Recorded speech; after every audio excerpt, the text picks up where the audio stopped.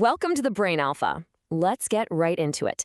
If you're watching this, you've probably set some pretty ambitious goals before, right? Maybe starting a new business, getting in shape, learning a complex new skill, only to watch them completely fizzle out a few weeks or maybe even months later. It's incredibly frustrating. You end up beating yourself up, thinking you just don't have the grit. But hey, here's the amazing news. Your failure to achieve those ambitious goals, it's not because you lack willpower. It's not a lack of discipline. It's because your fundamental process for setting goals is completely flawed. You're using a broken system. And today, we're going to fix that. So let's really dive into this. Why do your ambitious goals fail year after year? Well, today's explainer is entirely focused on dismantling that traditional, totally broken approach to goal setting.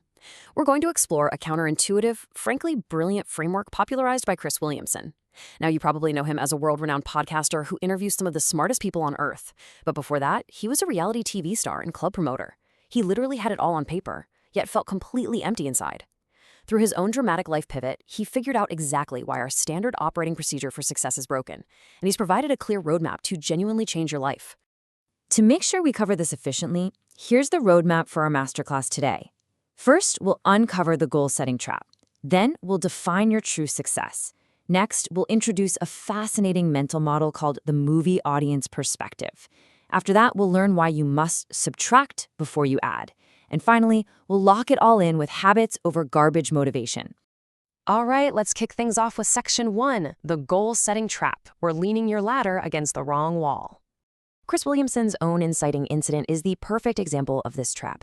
Back in his 20s, he achieved exactly what society tells us we should want. He was on hit reality TV, he was famous, making incredible money, partying in luxury villas. Everyone watching was incredibly jealous of him. But internally, he felt completely miserable. He was totally lost. He realized he'd spent years tirelessly climbing a ladder, only to reach the top and find out it was leaning against the completely wrong building. This brilliantly illustrates a core issue.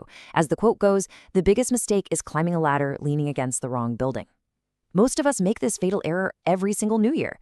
We jump straight into action goals. We say, oh, I'm going to start a lucrative side hustle, or I'm going to go on a punishing diet. But we do this without ever defining what the ultimate destination actually is. We start frantically climbing without checking what building we're actually scaling. Jumping to the how without defining the where is the ultimate trap. Which brings us to Section 2. Define your true success and stop borrowing other people's goals. We have this massive tendency, especially in fast-paced American culture, to just adopt society's default goals by osmosis. We chase the latest crypto fads simply because our friends are doing it. We suffer through brutal 9-to-5 burnout just to get a mid-level management promotion, basically because that's what success supposedly looks like on LinkedIn, right? We are literally borrowing other people's definitions of success, and man, that is a recipe for emptiness. Society tells us success is wealth, fame, following the trends. But true success, it's rarely a specific number in a bank account. It is a concrete emotional state. It's a lived situation. It's having dinner with your family without frantically checking your phone with work anxiety. It's waking up on a random Tuesday actually excited for the day ahead. So here's what you need to take away from this. I want you to pause and visualize exactly where you want to be this coming New Year's Eve. Where are you? Who are you with? What exact emotion are you feeling? That vivid emotional picture, that is your true definition of success. Moving right along to Section 3, the movie audience perspective, or stepping outside your excuses.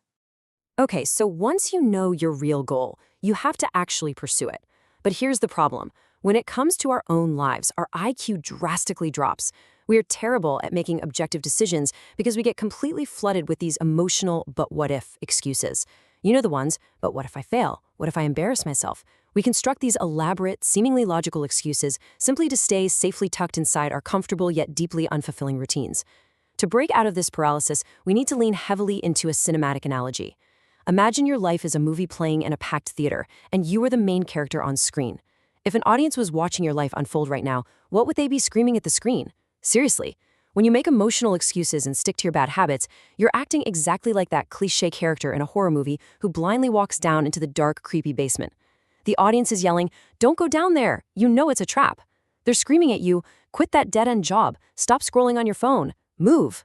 The audience always knows exactly what the hero needs to do because they aren't blinded by the hero's fear. So the absolutely crucial point here is learning how to listen to your internal audience. You have to ignore those emotional excuses, look at your situation with cold objectivity, and make the hard, obvious choice. And this is exactly how Chris Williamson changed his life. His internal audience was looking at his lavish reality TV lifestyle, the VIP sections, the shallow conversations, and screaming, "This isn't you, get out of there." He used this exact audience perspective to force a harsh, objective decision to walk away from a highly lucrative lifestyle. It was scary, for sure, but it was undeniably the correct move for his script. Next up is Section 4, Subtract Before You Add.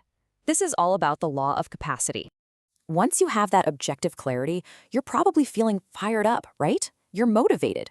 But right here is where people make their biggest, most catastrophic error. In a rush of excitement, you try to cram 5 brand new habits, like going to the gym, learning a new language, reading a book a week, meditating, into a schedule that is already completely exhausted. The harsh reality is that your 24-hour day is already operating at 100% capacity. Between 40% spent at work, 33% spent sleeping, and 27% taken up by chores, mindless doom scrolling, and binge-watching TV, your day is completely full. There's no magical empty space waiting for your new habits. If you try to pour fresh water into a cup that's already filled to the very brim, it's just going to spill all over the floor. And that is exactly why you burn out in a week. And this brilliantly illustrates what we must do instead.